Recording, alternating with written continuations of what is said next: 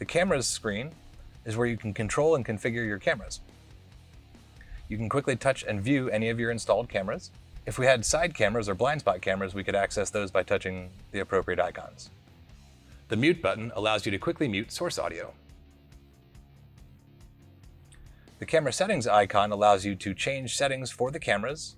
Here you can choose the name of the camera: rear, outside, auxiliary, inside, bed, or trailer. And you can also turn the triggers on and off.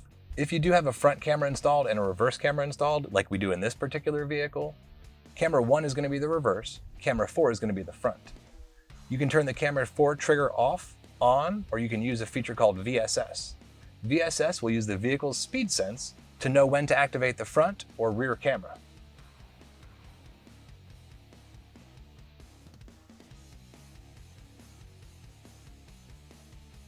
From here we can also relabel or turn the triggers on for the side cameras, which would be 2 and 3.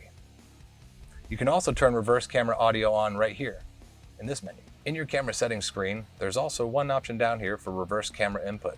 Most of your cameras are going to use a CVBS. If you have an HDMI camera, make sure to change your input here.